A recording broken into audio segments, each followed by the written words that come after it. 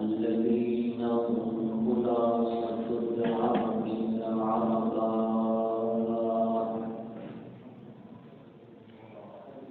وخير الخلائق بعد الأنبياء.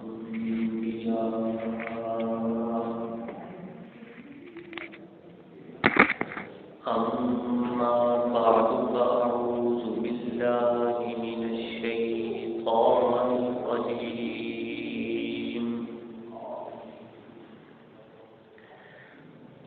بسم الله الرحمن الرحيم.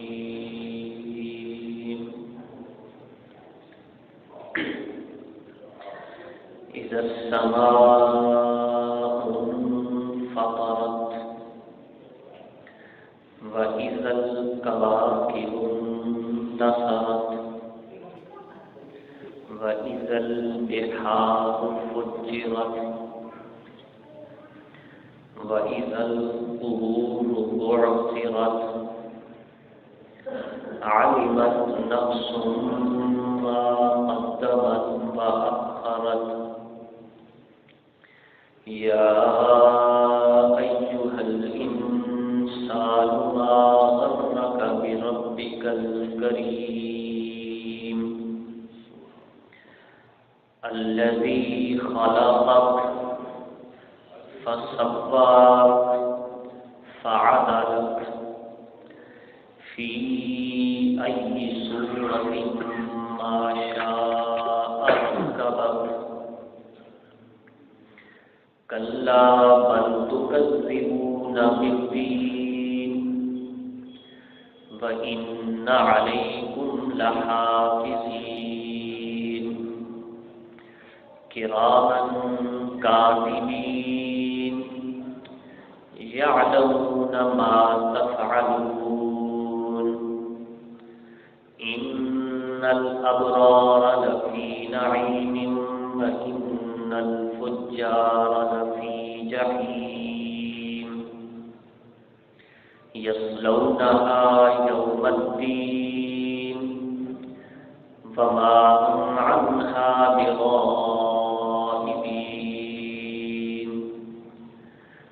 وما أدراك ما يوم الدين ثم ما أدراك ما يوم الدين يوم لا تملك نفس لنفس شيئا والأمر يومئذ لله. صدق الله العظيم. درود پاک.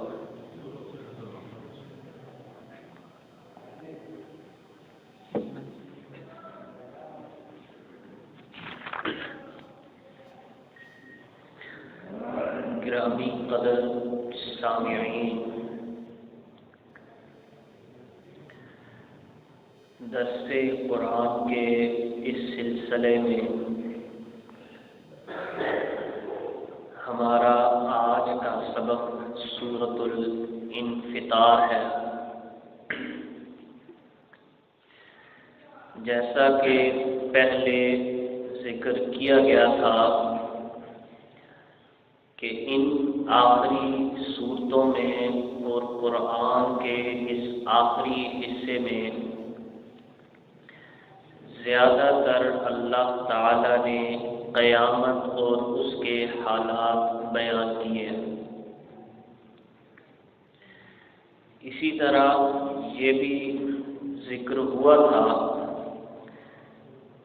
کہ تقریباً 29ویں اور 30ویں پارے آخری 2 پاروں میں جو صورتیں ہیں وہ 2-2 یا بعض 3-3 اور بعض 4-4 کے گروہ کی شکل میں ہے.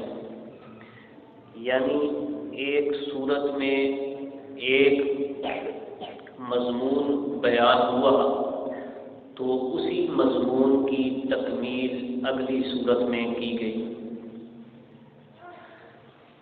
یہ جو سبق آج ہم نے پڑھنا ہے اس کے ساتھ پچھلی سورت اذا الشمس کورت یہ ایک جوڑے کی شکل میں ہے۔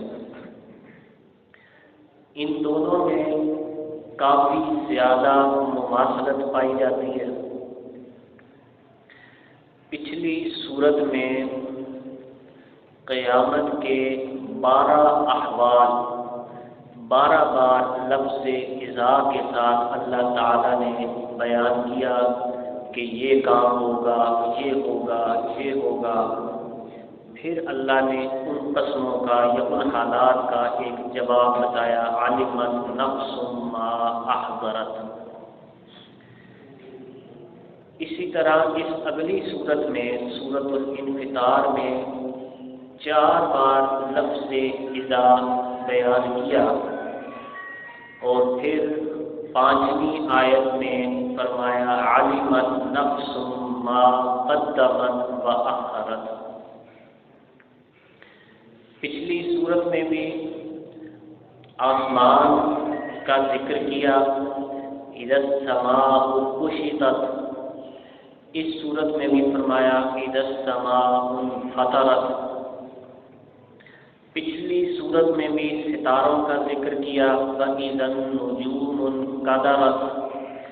اس صورت میں بھی فرمایا وَإِذَا الْكَوَاكِبُ انتَثَرَتْ۔ پچھلی صورت میں فرمایا وَإِذَا الْبِحَارُ سُجِّرَتْ، سمندروں کے بارے میں کہ وہ ابل پڑیں گے، اور اس صورت میں فرمایا وَإِذَا الْبِحَارُ فُجِّرَتْ کہ وہ اپنے مقام اور اپنے وہ جو برتن ان کا جو اصل جگہ ہے اس سے وہ باہر الٹ پڑیں گے۔ پچھلی صورت میں بھی مرے ہوئوں کے زندہ ہونے کو بیان کیا، وَإِذَا النُّفُوسُ زُوِّجَتْ، اور اس صورت میں فرمایا وَإِذَا الْقُبُورُ بُعْثِرَتْ۔ تو یہ بڑی مماثلت جو ظاہری طور پر مماثلت پائی جاتی ہے۔ دوسری جو موضوعی مماثلت ہے وہ ان دونوں صورتوں میں 2 مسائل بیان کیے گئے، ایک رسالت کا انکار اور دوسرا آخرت کا انکار۔ نہ ماننے والے یہ 2 طرح کا انکار کیا کرتے ہیں، لیکن ان دونوں صورتوں میں ان دونوں انکار اور ان دونوں چیزوں کے کافر لوگوں کا ایک ایسا کفر بیان کیا گیا جو بڑا لطیف اور باریک قسم کا سٹل قسم کا کفر ہے۔ ظاہری طور پر لگتا نہیں ہے کہ یہ انکار کر رہے ہیں، لیکن در حقیقت وہ اس چیز کا انکار ہی کر رہے ہیں۔ پچھلی صورت میں انکار تھا وحی کا، اور وحی کا بھی براہ راست انکار نہیں تھا، بلکہ انکار اس شکل میں تھا کہ رسول اللہ صلی اللہ علیہ وآلہ وسلم اور حضرت جبریل علیہ السلام ان کی ملاقات ہوئی ہے یا نہیں ہوئی۔ جب ان کا ملنا، ان کا آمنے سامنے بیٹھنا، کلام کرنا ہی ثابت نہیں ہوگا تو وحی ثابت نہیں ہوگی۔ جب وحی ثابت نہیں ہوگی تو پھر کسی بھی نبی کی رسالت بھی ثابت نہیں ہوگی۔ اس لیے پچھلی صورت میں اس وحی کے اقرار اور وحی کے لیے دلیل بیان کی کہ جبریل علیہ السلام اور محمد رسول اللہ صلی اللہ علیہ وآلہ وسلم کی ملاقات ثابت ہے، وَلَقَدْ رَآهُ بِالْأُفُقِ الْمُبِينِ۔ اس صورت میں آخرت کا انکار ہے۔ آخرت کے انکار کئی طرح سے کیے جا سکتے ہیں، وہ آگے جب بات آتی ہے آخرت کی تو پھر وہاں پر بات کرتے ہیں۔ سورت اللہ تعالیٰ نے پھر شروع کی، پچھلی بار میں نے حدیث آپ کو سنائی تھی کہ رسول اللہ صلی اللہ علیہ وسلم نے فرمایا کہ جو کوئی تم میں سے یہ چاہتا ہے کہ میں قیامت کے احوال اور قیامت کو دیکھنا چاہوں کہ قیامت کس طرح سے ہوگی، تو وہ ان 3 صورتوں کا آپ نے ذکر فرمایا، اذا الشمس کورت، اذا السماء انفطرت اور اگلی اذا السماء انشقت۔ اس سے ایک صورت چھوڑ کے ان 3 صورتوں کا ذکر کیا کہ ان میں قیامت کے احوال بڑے واضح اور نکھر کر بیان ہوئے ہیں۔ اذا السماء انفطرت، اس وقت کہ جب آسمان ہٹ جائے گا. انفطار یا افطار، روزہ افطار کرنا، جدا ہونا، کھول دینا. فطرت انفطار کہتے ہیں کسی چیز کو کھول دینا. اذا السماء انفطرت، یہ ہم نے پیچھے بھی پڑھا تھا کہ آسمان فتحت السماء ابوابا، کہ آسمان دروازوں کی طرح کھل جائے گا.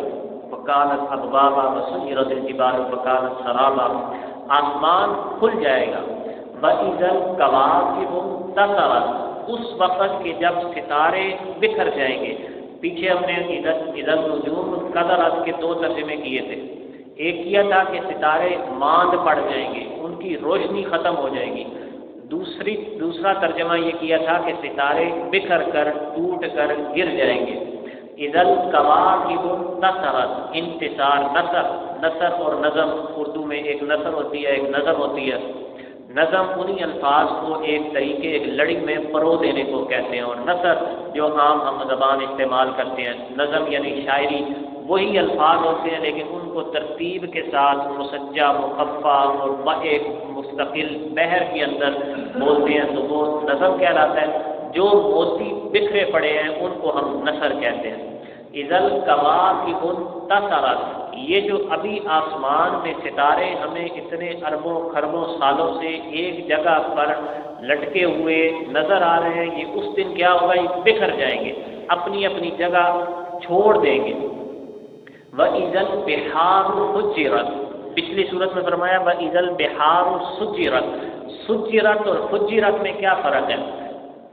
وَإِذَا الْأَرْضُ مُدَّتْ بھی ہم نے کہا تھا، اللہ تعالیٰ نے فرمایا تھا کہ زمین کو ہم کھینچ ڈالیں گے. اب ایک آسان سی مثال کی، اگر گیند کی طرح اگر ہماری زمین ہے یا کوئی بھی زمین کی کوئی بھی شکل ہو، اس کو جب وہ اتنی اگر اس طرح ہے تو اس کو کھینچ دیا جائے گا. جب اس کو کھینچا جائے گا تو اس کے اندر والی چیزیں باہر آ جائیں گی. جب اس کے اندر لاوا ہے، آگ ہے، تو آگ وہ باہر آئے گی تو پھر کیا ہوگا؟ اس کے اوپر جو پانی موجود ہے وہ ابلے گا. سمندروں کے نیچے جو لاوا ہے وہ باہر آ جائے گا، تو یہ سارا کا سارا سمندر اس طرح سمجھ لیں ایک بڑی سی دیگچی، بڑا سا دیگچا، یہ بڑا سا کڑا جو ہوتا ہے اس میں پانی ابل رہا ہے. جب وہ پانی ابلے گا تو اس وقت کو فرمایا اذا البحار سجرت، کہ وہ سمندر جب ابلنے لگ جائیں گے، اپنی جگہ سے ابل کر باہر آئیں گے. یہاں پر فرمایا فَإِذَا الْبِحَارُ فُجِّرَتْ، کہ وہ اپنی جگہ چھوڑ کر باہر آنے لگ جائیں گے. جیسے برتن اگر بھرا ہوا اور اس کو ابالے آنے لگ جائیں، پانی ابلنے لگ جائے تو وہ پانی باہر آتا ہے. تو یہ سمندر کی وہی کیفیت ہے کہ سمندر جب ابل کر باہر آنے لگ جائے. وَإِذَا الْقُبُورُ بُعْثِرَتْ، اور جو قبریں ہیں ان کو بھی اوپر نیچے کر دیا جائے گا، تل پھٹ کر دیا جائے گا. قبروں میں سے بھی جو قبروں والے ہیں وہ سارے کے سارے باہر آ جائیں گے، اور اس وقت اللہ تعالیٰ ان کو زندہ کر دے گا. یہ 4 قسم کے حالات اللہ تعالیٰ نے بیان کر کے آگے اس کے جواب اور اس کا نتیجہ کیا نکالا؟ عَلِمَتْ نَفْسٌ مَا قَدَّمَتْ وَأَخَّرَتْ. جب یہ حالات پیدا ہو جائیں گے، جب یہ ساری چیزیں واقع ہو جائیں گی، اس وقت ہر کوئی یہ جان لے گا کہ کس نے کیا آگے بھیجا اور کیا پیچھے چھوڑ کے آیا. اس کے 2 ترجمے ہیں. ہم کوئی بھی عمل کرتے ہیں، اعمال ہم کرتے ہیں، کوئی بھی کام کرتے ہیں، اس کا چاہے اچھا کریں یا چاہے برا کریں، اس کا ایک جو حصہ یا ایک عمل وہ ہمارا اللہ کے ہاں چلا گیا، اللہ کے ریکارڈ میں. ہم نے صدقہ دیا، اللہ نے ہمارا جو اکاؤنٹ ادھر کھولا ہوا اس میں جمع ہو گیا. دوسرا، اس کا اثر یہاں اس دنیا میں ہمارے پیچھے بھی رہ جاتا ہے. وہ کس صورت میں؟ اگر ہم نے کوئی اچھا کام شروع کیا، ہم مر گئے، پیچھے سے اچھا کام چل رہا ہے، اسی سے لوگ فائدہ اٹھا رہے ہیں اور وہ اچھا کام آگے چل رہا ہے، تو اس کا ثواب ہمیں پہنچتا رہے گا. اس کو کہتے ہیں صدقہ جاریہ.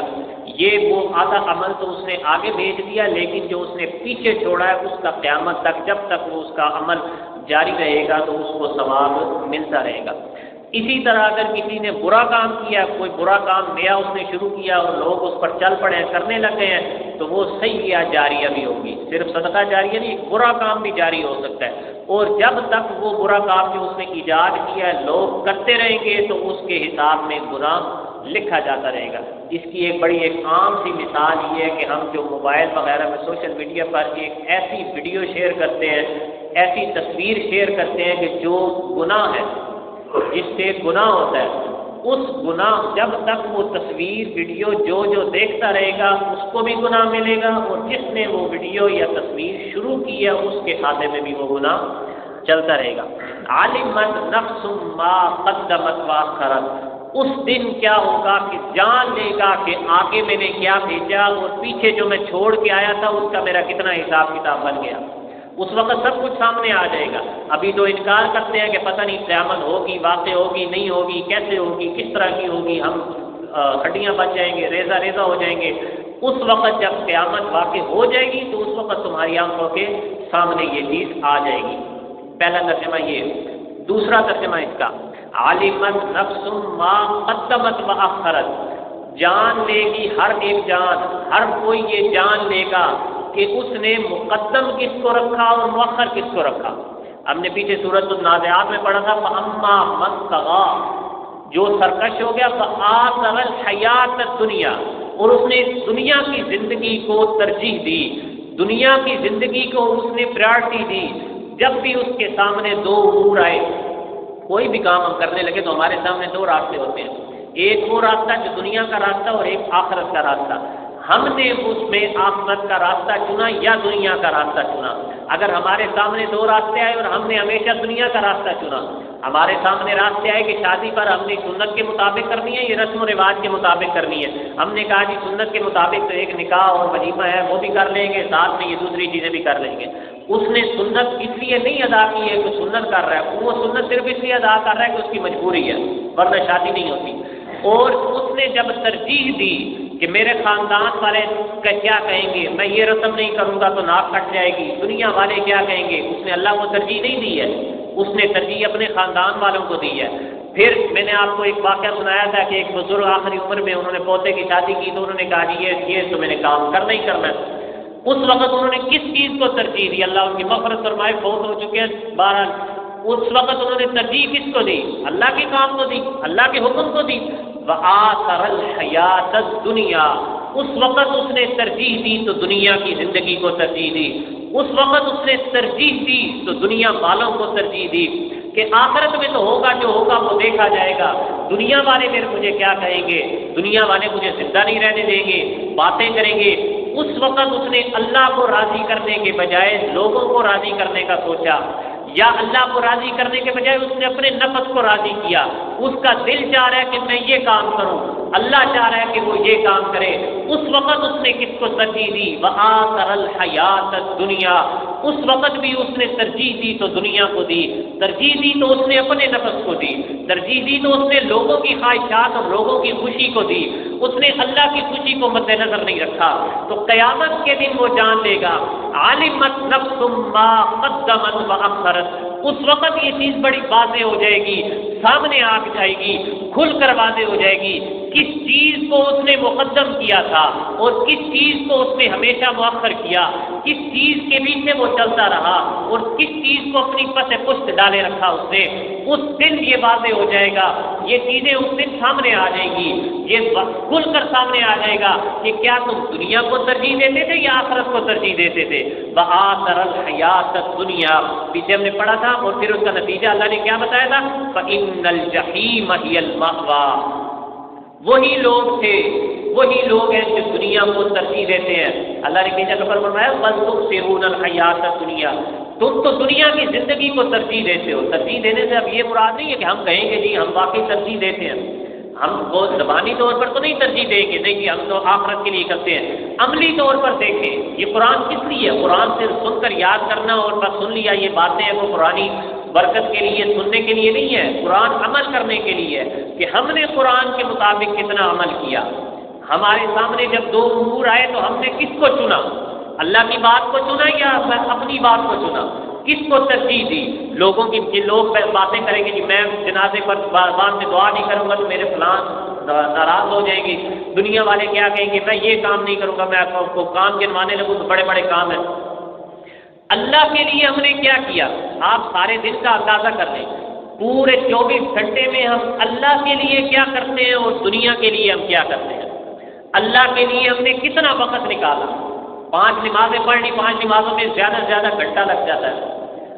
اس کے بعد ہم نے اور کیا کیا اللہ کے لیے؟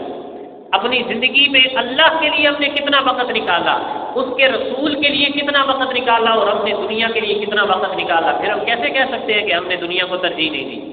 وآثر الحیات الدنیا، ہم نے دنیا کو ترجیح دی معاملات میں۔ اور پھر اللہ کیا کہتا ہے؟ جس نے دنیا کو ترجیح دی، جس نے دنیا کو مقدم رکھا، فإن الجحیم ہی المأوی، قیامت کے دن جہنم اس کا ٹھکانہ ہوگی۔ تو قرآن ہمارے سامنے واضح پیش کرتا ہے، دلائل پیش کرتا ہے، راستہ دکھاتا ہے کہ یہ اللہ کا راستہ ہے، یہ دوسرا راستہ ہے، تم کس راستے پر چلنا چاہتے ہو؟ آگے یا ایھا الانسان ما غرک بربک الکریم، تھوڑی سی اس آیت کی تمہید سن لیں، ترجمہ بھی کرتے۔ ترجمہ اس کا کہ اے انسان، تجھے کس چیز نے اپنے رب کے بارے میں دھوکہ دیا؟ میں نے ذکر کیا کہ آخرت کے انکار کے کئی طریقے ہیں۔ ایک طریقہ صاف انکار، کفار صاف انکار کیا کرتے تھے، کوئی آخرت نہیں ہے، کوئی قیامت نہیں ہے، کچھ بھی نہیں ہونا، یہ ہے صاف انکار۔ دوسرا انکار، اچھا ہو سکتا ہے کہ ہو تو صحیح لیکن ممکن نہیں لگ رہا، اللہ شاید کرنا چاہے، اللہ کرنا چاہتا ہو لیکن ممکن نہیں لگ رہا۔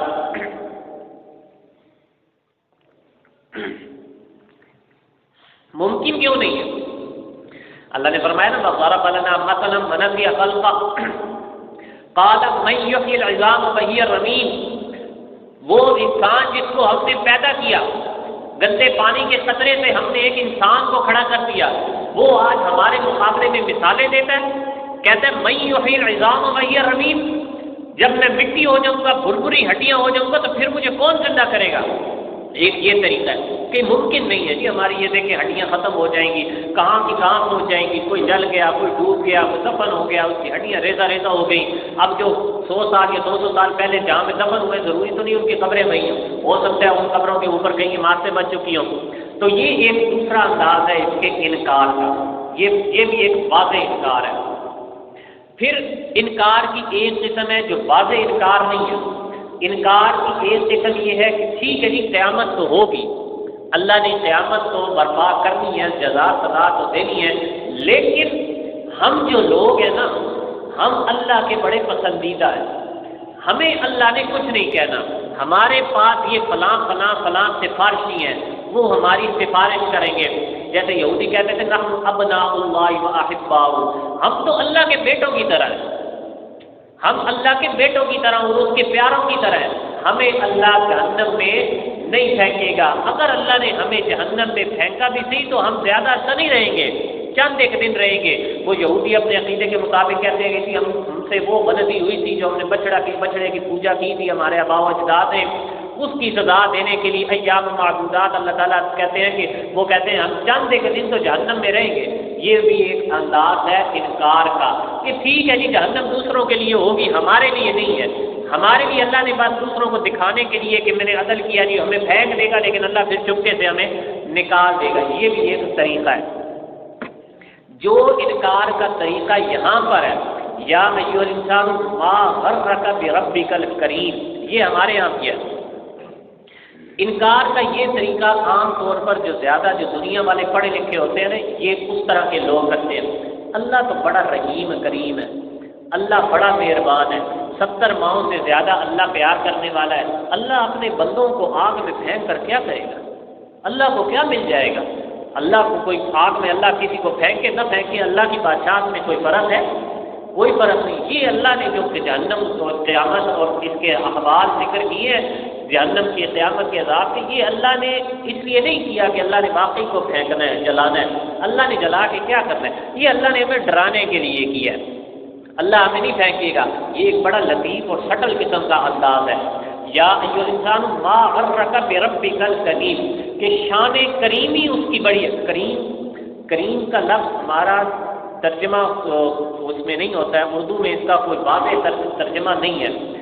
شریف اس کا ترجمہ کرتے ہیں، لیکن شریف کا جو مفہوم ہمارے ہاں ہے وہ اس الفاظ لفظ کا حق ادا نہیں کرتا۔ شریف ہم کہتے ہیں بدماش کے مقابلے میں شریف ہے، یہ ایک بدماش ہے اور یہ اس کے مقابلے میں شریف ہے۔ عربی کا جو شریف یا کریم ہے وہ بدماش کے مقابلے میں نہیں ہے۔ کریم ابن کریم، ایک چھوٹا سا واقعہ حدیث ہے کہ آپ صلی اللہ علیہ وسلم ایک بار سفر میں جا رہے ہیں۔ اب سفر میں اس وقت جایا کرتے تھے تو عمارتیں تو ہوتی کو نہیں، مسافر خانے تو ہوا کو نہیں کرتے تھے۔ دوپہر کے وقت آپ صلی اللہ علیہ وسلم اور صحابہ کرام جا رہے ہیں تو راستے میں آرام کی غرض سے رکے۔ اب صحابہ فرماتے ہیں کہ ہم نے دیکھا کہ ایک درخت بڑا سایہ دار ہے، وہ ہم نے آپ صلی اللہ علیہ وسلم کے لیے چھوڑ دیا۔ ہم اپنی ایک جھاڑی ادھر ہے، ایک ادھر جائے، کیکر ہے یا کوئی ببول کے درخت ہے، ان جھاڑیوں کے نیچے ایک ایک دو بندے ہم لیٹ گئے۔ آپ صلی اللہ علیہ وسلم کے لیے ہم نے ایک اچھا سا سایہ دار درخت دیکھا کہ وہاں پر اور کوئی نہ، آپ صلی اللہ علیہ وسلم اکیلے آرام فرما رہے ہیں۔ آپ صلی اللہ علیہ وسلم وہاں آ کر لیٹ گئے، سو رہے تھے کہ اسی اثناء میں ایک کافر دشمن کا وہاں سے گزر ہوا۔ دشمن نے دیکھا سارے سو رہے ہیں، یہ وہ شخص ہیں جن کی وجہ سے آج کل بڑا مسئلہ بنا ہوا ہے، جیسے کہتے ہیں نا فلاں مولوی نے بڑا فساد مچایا ہوا۔ اس زمانے میں کفار بھی یہی الفاظ ادا کرتے تھے، صرف ہمارے حالات بدل گئے ہیں، چیزیں وہی ہیں۔ کفار کا اس وقت بھی یہی اعتراض تھا کہ قرآن سے فساد ہوتا ہے، آج بھی یہی اعتراض ہے کہ قرآن سے فساد ہوتا ہے۔ اس نے سوچا کہ یہ فساد بڑا ہو رہا ہے تو یہ میں کیوں نہ انہی محمد صلی اللہ علیہ وسلم کو ختم کر دوں، قصہ ہی ختم۔ وہ چپکے سے آیا، آپ صلی اللہ علیہ وسلم نے تلوار لٹکا رکھی تھی درخت سے، تلوار اس نے کھولی، نکالی، تلوار ایسے سونتی تو اتنے میں آپ صلی اللہ علیہ وسلم کی آنکھ کھل گئی۔ اب تلوار اس کے ہاتھ میں ہے، وہ کھڑا ہے، اس نے صرف تلوار چلانی ہے۔ اس وقت وہ پوچھتا ہے من یمنعک منی، کیسے بچو گے مجھ سے، کون بچائے گا تمہیں مجھ سے، میں ادھر تلوار لے کر کھڑا ہوں، ابھی میں تمہارا سر قلم کر دوں۔ آپ صلی اللہ علیہ وسلم نے کیا فرمایا؟ اللہ، آپ نے فرمایا اللہ بچائے گا مجھے۔ اس پر اتنا روب طاری ہوا، اتنا وہ ڈرا کہ وہ کانپنے لگ گیا اور تلوار اس کے ہاتھ سے گر گئی۔ اب آپ صلی اللہ علیہ وسلم نے تلوار اٹھا لی، تلوار اٹھا کے آپ صلی اللہ علیہ وسلم نے فرمایا من یمنعک منی، اب تم بتاؤ تمہیں مجھ سے کون بچائے گا، مجھے تو اللہ نے بچا لیا، تمہیں مجھ سے کون بچائے گا۔ اس وقت اس نے الفاظ بولے انت الکریم ابن الکریم، یہ انتہائی لجاجت اور اگلے کی بہت زیادہ تعریف کرنے کے لیے الفاظ بولے جاتے ہیں کہ اے محمد صلی اللہ علیہ وسلم آپ خود بھی بڑے کریم ہیں، اور صرف کریم نہیں ہیں، آپ ایک کریم باپ کے کریم بیٹے ہیں۔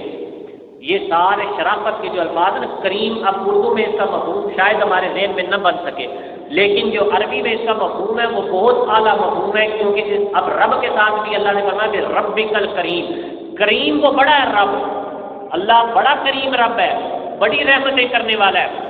لیکن اللہ تعالیٰ کہتا ہے یا ایھا الانسان ما غرک بربک الکریم، یہ مت سمجھنا کہ میں بڑا مہربان ہوں تو میں تم سے پوچھوں گا نہیں، مت سمجھنا کہ میں تمہیں عذاب نہیں دوں گا۔ اللہ صرف کریم نہیں ہے، شدید العقاب بھی ہے، ذو انتقام بھی ہے، انتقام بھی لیتا ہے، عذاب علیم بھی دیتا ہے، عذاب العظیم بھی دیتا ہے۔ یہ مت سمجھنا کہ میں صرف رحم کرتا ہوں، مت سمجھنا کہ میں صرف شفقت کرتا ہوں، مت یہ سمجھنا کہ میں صرف اس لیے تمہیں بخش دوں گا کہ تم امت محمدیہ میں سے ہو، مت یہ سمجھنا کہ تمہیں میں اس لیے بخش دوں گا کہ تم فلاں انبیاء کی اولاد ہو۔ یا ایھا الانسان ما غرک بربک الکریم، اے انسان تجھے اللہ کے بارے میں کس چیز نے دھوکہ دے دیا، کس چیز کو دیکھ کر، کون ہے جو تمہیں اللہ کے لیے دھوکے میں ڈال رہا ہے، کیسے تمہیں اس کریم رب کے بارے میں دھوکہ لگ گیا۔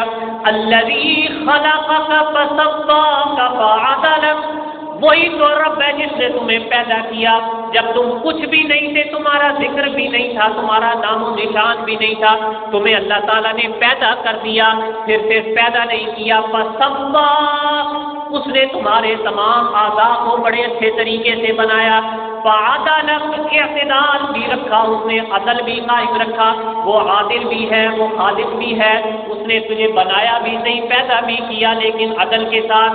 لیکن یہ مت سمجھنا کہ میں کوئی عدل کا پابند ہوں، فی ای صورت ما شاء رکبک، میری اتنی قدرت ہے، میں اس بات پر قادر ہوں کہ میں جو مرضی تمہاری شکل بنا ڈالوں، ضروری نہیں ہے کہ میں تمہاری کسی چیز کا پابند ہوں، میں کالے کے گھر گورا اور گورے کے گھر کالا پیدا کر دوں تو مجھے کوئی پوچھنے والا نہیں ہے، میں مکمل انسانوں کے گھر میں معذور شخص پیدا کر دوں، معذور بچہ پیدا کر دوں تو مجھے پوچھنے والا کوئی نہیں ہے، میں معذوروں کے گھر میں ایک مکمل انسان، صحت مند انسان پیدا کر دوں تو مجھے پوچھنے والا کوئی نہیں ہے۔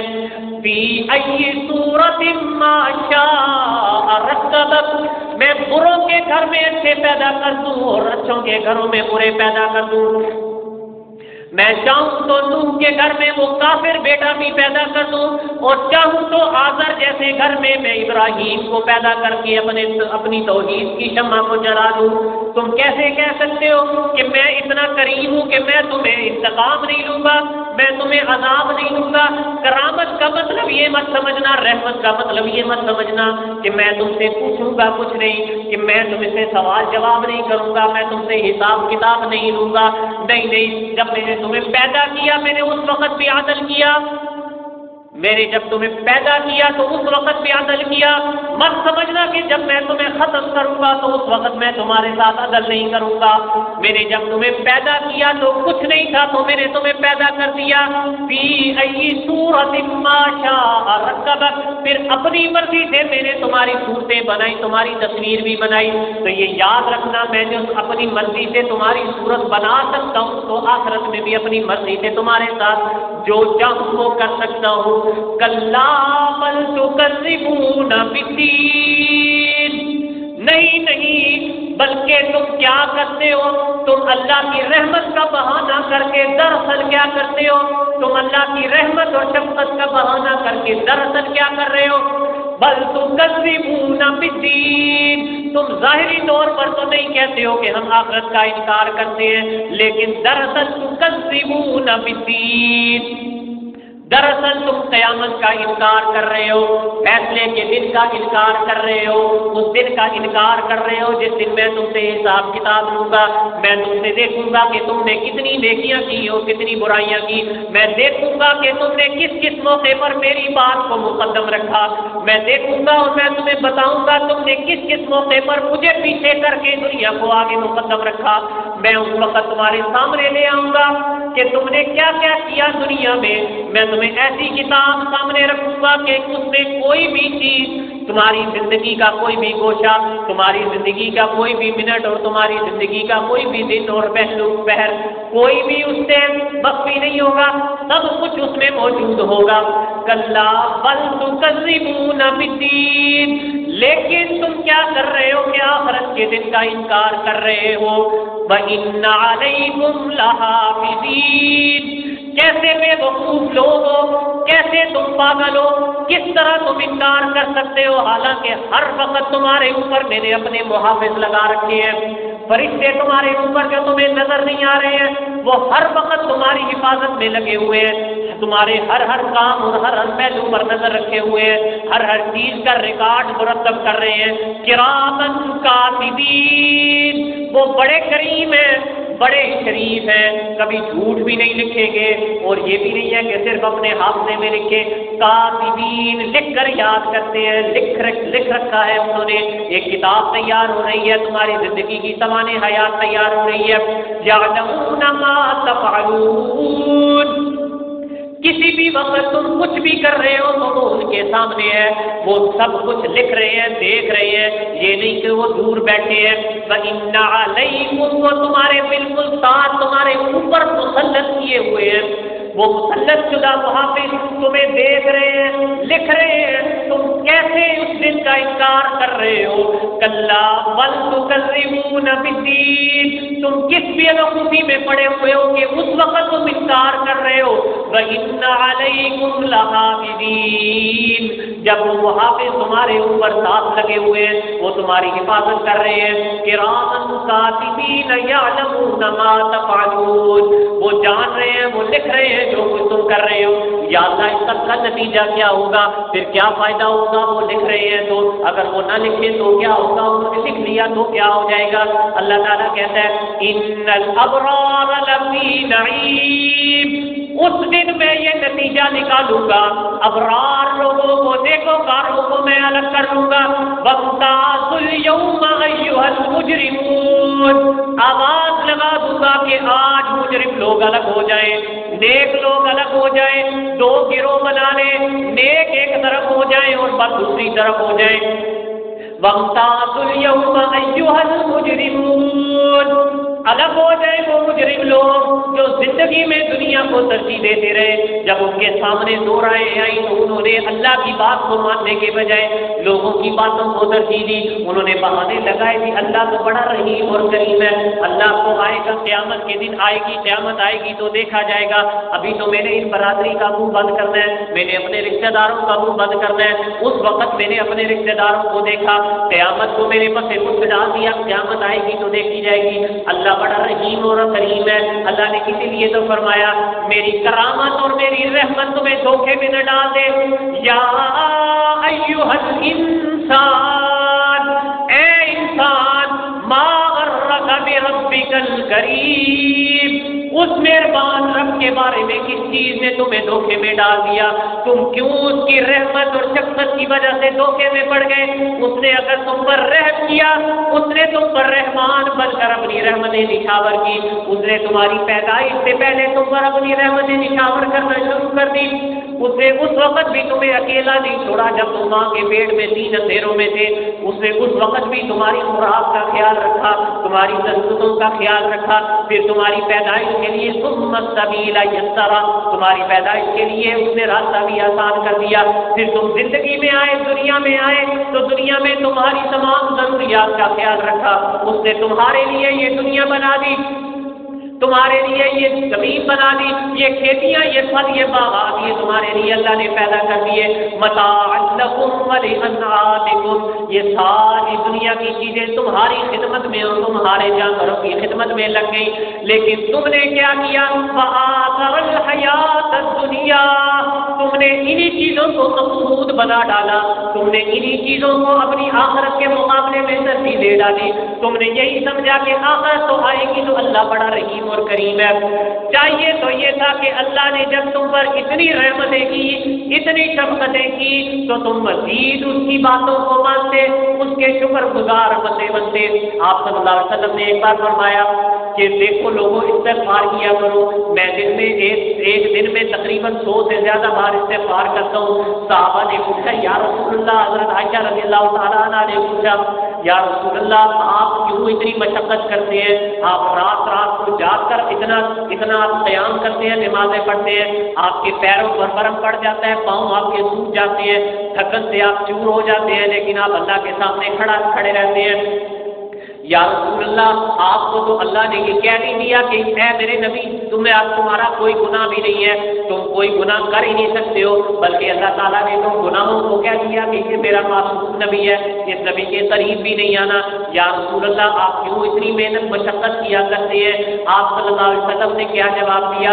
افلا اکون عبدا شکورا، اللہ نے جو مجھ پر اتنی رحمتیں کی ہیں تو کیا میرا یہ حق نہیں بنتا کہ میں اس کا شکر گزار بندہ بنوں؟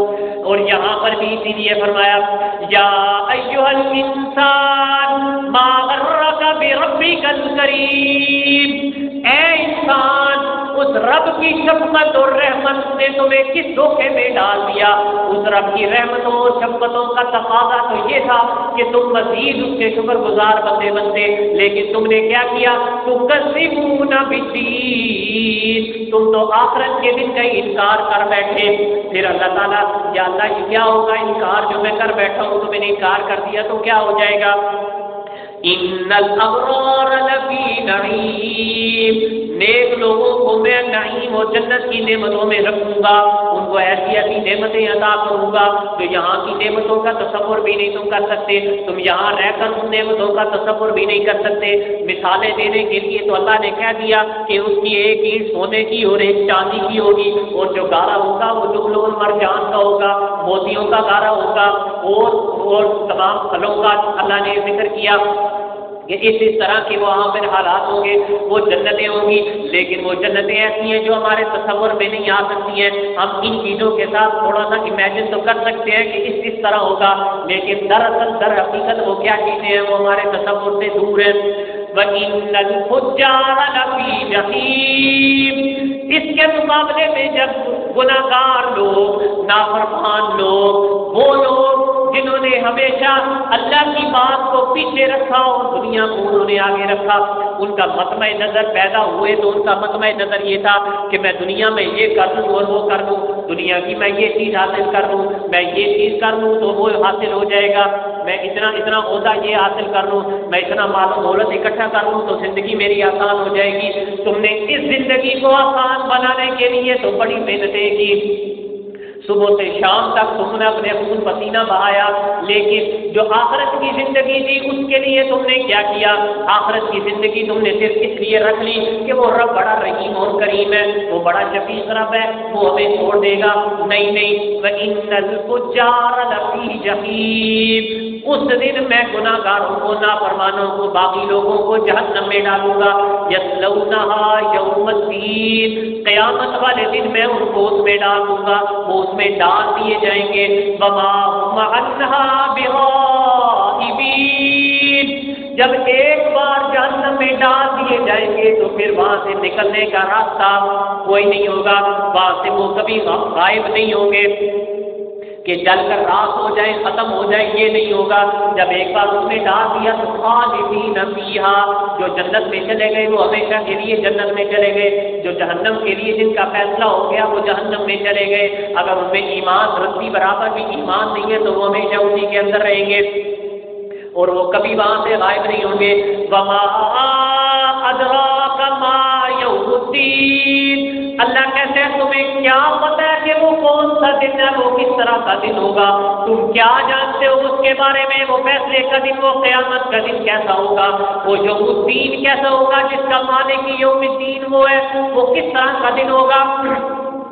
ثم ما ادراک ما یوم الدین، پھر سوچو دوبارہ سوچو، غور کرو وہ کس طرح کا دن ہوگا۔ ما ادراک ما یوم الدین، تم کیا جانو وہ قیامت کا کون سا دن ہوگا، کس طرح کا دن ہوگا۔ باقی کیفیات اللہ نے بہت جگہ پر ذکر کی، یہاں پر صرف اللہ نے ایک ذکر کیا۔ جب اللہ نے کہا کہ ما ادراک ما یوم الدین، تمہیں کیا معلوم کہ وہ قیامت کا دن کیسا ہوگا، ثم ما ادراک ما یوم الدین، پھر سوچو اور کرو کہ وہ قیامت کا دن کیا ہوگا۔ یا اللہ تو بتا وہ کیسا ہوگا۔ یوم لا تملک نفس لنفس شیئا، اس دن کوئی بھی کسی چیز کا مالک نہیں ہوگا، اپنی جان کا بھی مالک نہیں ہوگا، کسی بھی چیز کا وہ مالک نہیں ہوگا۔ اس دن رب پوچھے گا لمن الملک اليوم، کون ہے جو آج مالک ہے؟ تم اپنی جانوں کے بھی مالک ہو کہ نہیں ہو؟ تم اپنے کسی گناہ ثواب اپنے عذاب کا مالک ہو یا نہیں ہو؟ لمن الملک اليوم، آج کس کی بات چاہیے؟ کوئی جواب دینے کے قابل ہوگا تو جواب دیتا، لیکن کوئی جواب دینے کے قابل ہی نہیں ہے، اللہ پھر خود ہی جواب دے گا۔ للہ الواحد القہار، وہ ایک ہی ہے جس کے قبضہ قدرت میں آج سب کچھ ہے، آج کی بادشاہی اسی ایک کے قبضہ قدرت میں ہے، اور وہ کسی کا قبضہ کوئی معمولی قبضہ نہیں ہے۔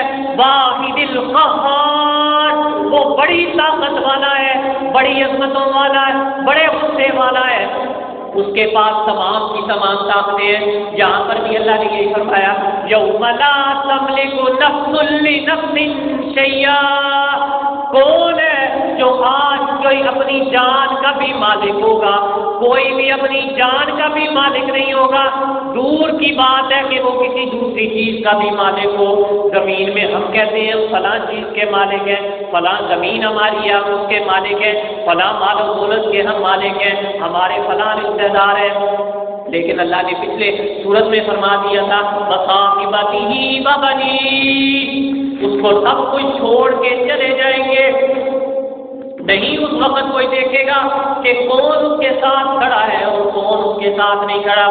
یوم یفر المرء من اخیہ، اس دن بھائی دوسرے بھائی سے منہ چھپاتا پھر رہا ہوگا، وامہ وابیہ، اس کی ماں بھی اس کے ساتھ نہیں چل سکے گی، اس کا باپ بھی اس کو کچھ نہیں فائدہ دے سکے گا، وصاحبتہ وبنیہ، نہ اس کی بیوی اس کا کچھ فائدہ دے سکے گی، نہ اس کی اولاد کوئی فائدہ دے سکے گا۔ تو پھر کیا ہوگا؟ لِكُلِّ امْرِئٍ مِّنْهُمْ يَوْمَئِذٍ شَأْنٌ يُغْنِيهِ، ہر چیز کے لیے، ہر کسی کے لیے वही चीज होगी जो वो अपनी कमाई करके ले आया, उस दिन तुम्हारे सामने आ जाएगा। अलिमत नफ्सुम मा क़द्दमत व अख़रत, वाज़ेह होकर सामने आ जाएगा कि किस चीज को तुमने दुनिया में तरजीह दी थी और किस चीज को तुमने पसे पुष्ट डाल रखा था। अगर तो तुमने अल्लाह को तरजीह दी, अल्लाह के फरमान को तरजीह दी, उसके नबी के फरमान को, उसके दीन को तरजीह दी, इन्नल अबरार लफी नईम, तो वो बड़े नेकोकार लोग होंगे, वो बड़ी नेमतों में होंगे, बड़ी आराइशों और आसाइशों में होंगे। लेकिन फिर वो लोग जिन्होंने तरजीह किसी और को दे दी, तरजीह उन्होंने आखिरत हयात दुनिया, उन्होंने दुनिया की जिंदगी को तरजीह दी, दुनिया के माल और दौलत को तरजीह दे दी, उस वक्त क्या होगा? वइन्नल फुज्जार लफी जहीम, वो तो जहन्नम में चले जाएंगे और वो किसी चीज के मालिक भी नहीं होंगे। यौम ला तमलिकु नफ्सुन लिनफ्सिन शैया, उस दिन कोई एक शख्स भी किसी चीज का भी मालिक नहीं होगा। नफ्सुन लिनफ्सिन शैया, किसी एक जर्रे के मिकदार का भी मालिक नहीं होगा। या अल्लाह उसका मालिक कौन होगा? फिर उस दिन क्या होगा? बल अम्रु यौमा इज़िन लिल्लाह, हुक्म चलेगा तो सिर्फ उसी एक अल्लाह का, इख्तियार चलेगा तो सिर्फ उसी एक अल्लाह वाहिदुल क़हार का, उसी रब का हुक्म चलेगा। उस वक्त वो तुम्हारे सामने ला कर रखेगा, वो किताब तुम्हारे सामने लाएगा, तुम खुद कह उठोगे ला युगादिरु सगीरतन वला कबीरतन इल्ला अहसाहा, ये कैसी किताब या अल्लाह तुमने मेरे सामने रख दी है, न मेरी कोई छोटी चीज इसने छोड़ी है, न इसने कोई मेरी बड़ी चीज छोड़ी है। फमन यअमल मिस्काल ज़र्रतिन खैरन यरा, जिसने जर्रा बराबर भी कोई नेकी की होगी तो वो सामने लाकर रख दी जाएगी, उसका हिसाब किया जाएगा, वो उसके पलड़े में रखी जाएगी, नेकियों वाले पलड़े में रखी जाएगी। वमन यअमल मिस्काल ज़र्रतिन शर्रन यरा, जिसने जर्रा बराबर भी कोई बुराई की होगी उस दिन वो सामने लाकर रख दी जाएगी। वल अम्रु यौमइज़िन लिल्लाह, उस दिन सिर्फ और सिर्फ इख्तियार चलेगा तो किसका? उस दिन इख्तियार और इख्तियार किसका चलेगा? मालिक कौन होगा उस दिन? सिर्फ और सिर्फ मालिक वही होगा। अल अम्रु यौमइज़िन लिल्लाह, आज के दिन इख्तियार सिर्फ और सिर्फ अल्लाह ताला का। दुआ फरमाएंगे अल्लाह ताला हमें इसको, इस पर अमल करने की तौफीक अता फरमाए, आखिरत की तैयारी करने की तौफीक अता फरमाए। अल्लाहुम्मा बारिक लना फीहि व ज़िदना मिन्हु व आखिरु अल्हम्दुलिल्लाहि रब्बिल आलमीन।